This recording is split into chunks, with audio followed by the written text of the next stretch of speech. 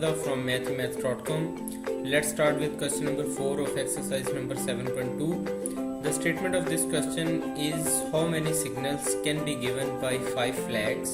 यानी हमारे पास 5 flags हैं, इनसे कितने signals दिए जा सकते हैं of different colors using 3 flags at a time, जिनमें से हमने 3 flags को at a time use करना है. अब अगर तो ये 5 फ्लैग्स होते और इनको हम यूज़ कर सकते होते एट ए टाइम, तो इसका सिंपल 5 फैक्टोरियल हम इसका आंसर आ जाना था. लेकिन ये है कि इस पे कंडीशन ये है कि 3 फ्लैग्स को सिर्फ एट ए टाइम हम यूज़ कर सकते हैं. तो अब यहाँ पे इसके सोल्यूशन के लिए हमारे पास टोटल नंबर ऑफ फ्लैग्स यानी n = 5 है, और नंबर ऑफ फ्लैग्स जो हैं जो कि जिनको एट ए टाइम यूज़ किया जा सकता है वो 3 है.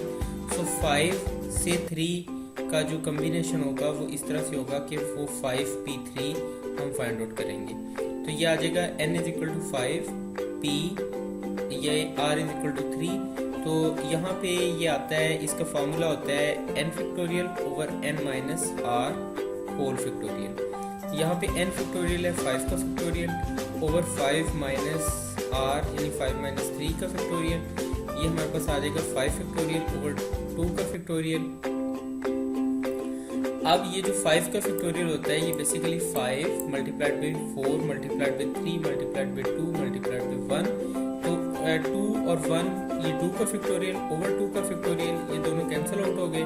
बाकी जो है ये 5 4 3 इनको हमने मल्टीप्लाई किया तो ये हमारे पास 60 इसका आंसर आ गया, जो कि ये बता रहा है कि अगर हमारे पास 5 फ्लैग्स हों जिनमें से 3 को एट ए टाइम यूज़ किया जा सके तो उसके जो है ना 60 वेज होंगे सिग्नल देने के.